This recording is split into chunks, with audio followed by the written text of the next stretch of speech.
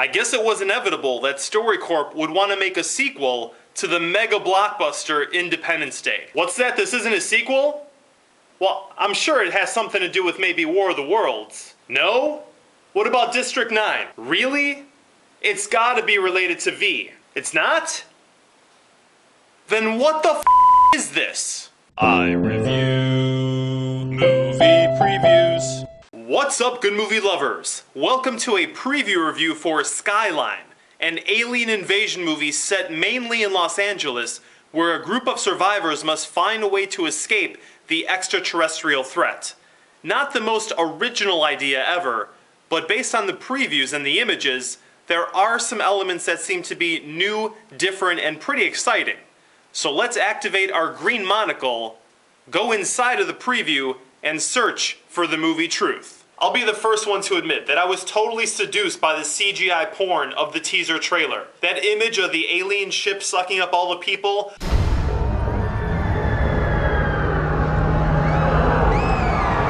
Holy f***, this looks awesome. I have to see it opening night, even as a midnight show, maybe even on IMAX.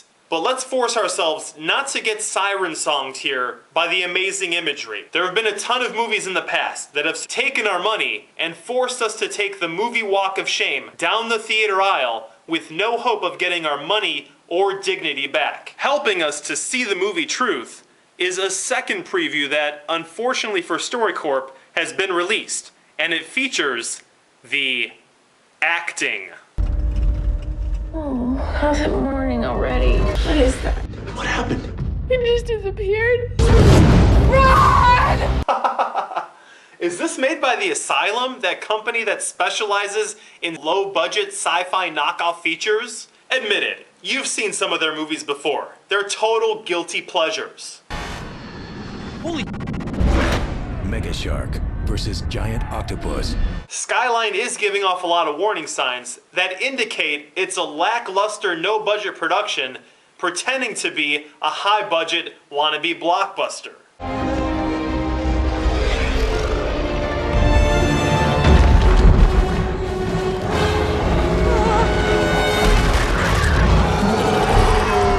It's our only chance. Taste this, tinhead. Okay, I got a signal. Guys, it's heading straight for the tower. I gotta admit, the acting in Transmorphers does look like it's of better quality when compared to Skyline.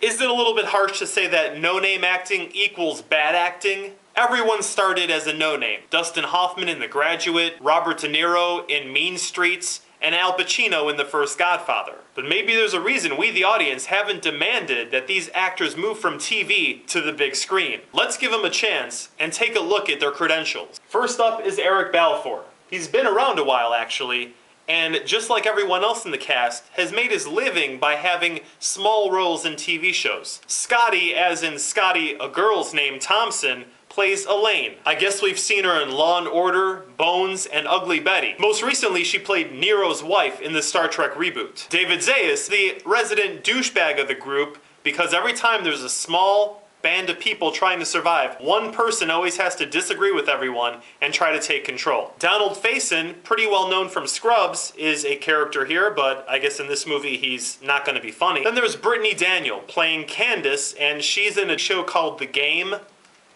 IMDb says it exists, so I'm not going to argue. The main reason this group of actors is brought together here is because their payday is going to be very low. It's a win-win for the studio and the filmmaker. The studio says if you keep your movie under this budget, it's a green light.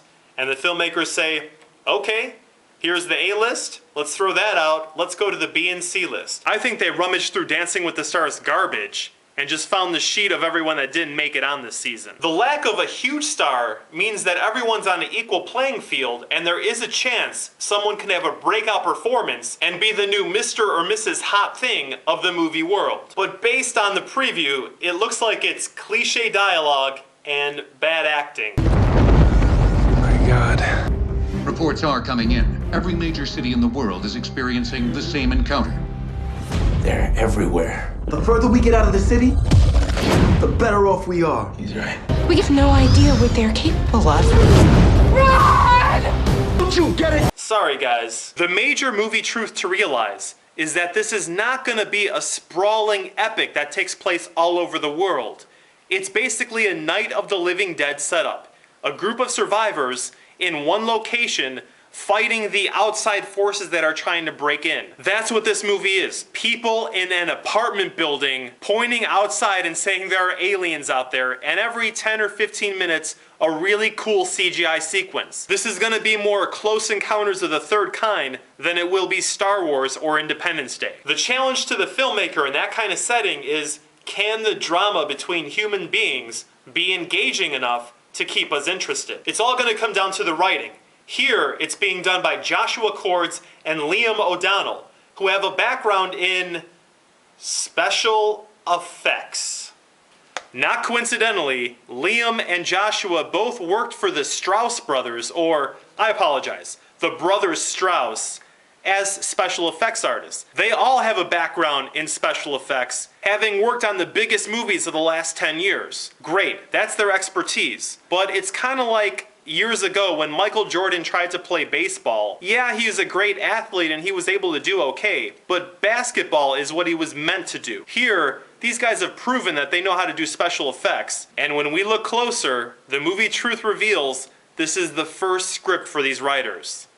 Not a good sign. We have to issue warning sign 71. The writers do not have an impressive resume when it comes to crafting a story and characters. And actually, there's another warning sign. The characters in this film, in the credits, do not have last names. They've been created only on a first name basis. Who needs last names? They're totally unimportant. They have no bearing on how we develop within society during our lifetime.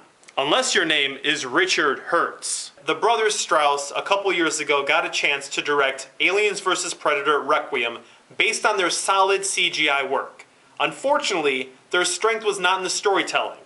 AVPR was a big enough hit that they were allowed to develop a project. As a result, they decided to promote from within their special effects company, and Liam and Joshua are chosen to write. Again, not an area that they're accomplished in. And get this, the live action filming only cost $500,000. The budget for the CGI post-production, $19.5 million. It could be that the studio and filmmakers here have been influenced by low-budget, high-quality blockbuster hits like District 9 and Cloverfield. Unfortunately, the ambition is not lining up with the skills and talent. There is some inspiration here, but a ton of imitation. We get it. The beams of blue light are pretty awesome.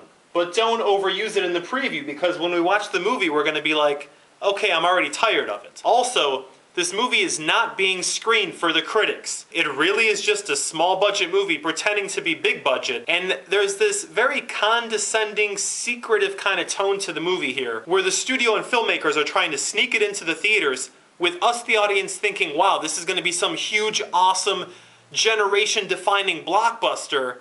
But after the first weekend, when we've all paid our money to see it, we're going to realize we just got suckered. It was totally low budget. So they're trying to get us for the big payday before we all start spreading word of mouth that it's not really that great of a film. And get this, the sequel is already greenlit. Liam and Joshua are working on the screenplay right now. It's pretty much an automatic decision for StoryCorp. Very low budget, anticipated high opening weekend profits. The only thing that could go wrong is for some reason people don't see it, which is unlikely to happen because of this.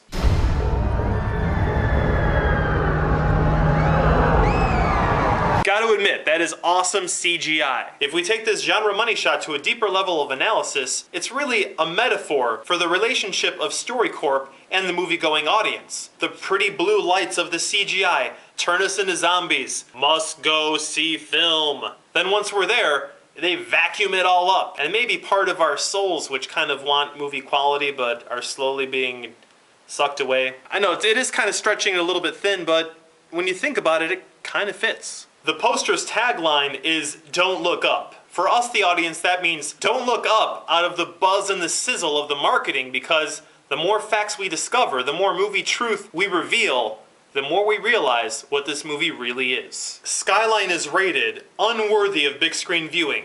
See it edited for TV.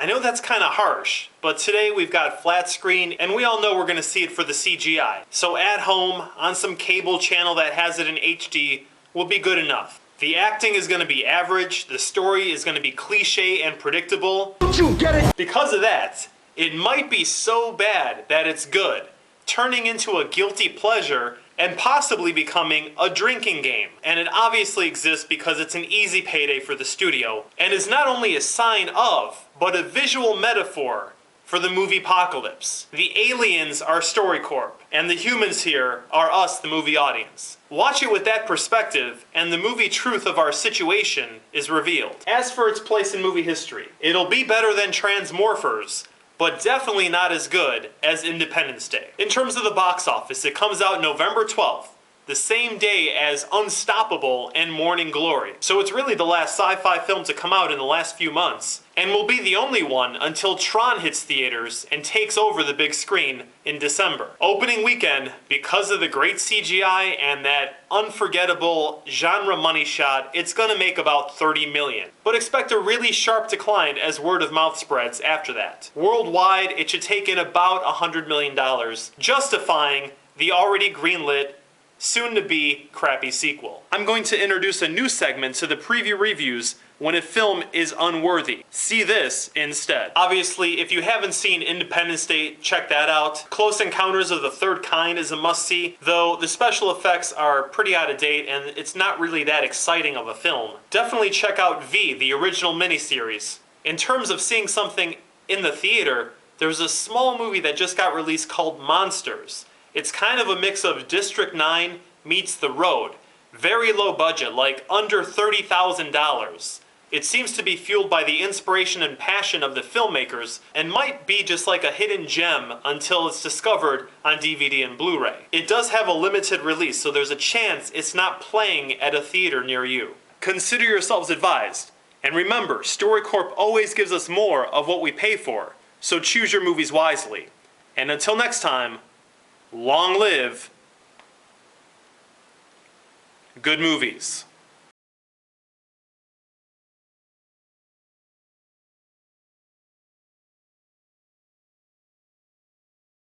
I did a little re-editing on the trailer from the point of view of StoryCorp. Here's how it should have been if they really wanted to trick us into seeing this film.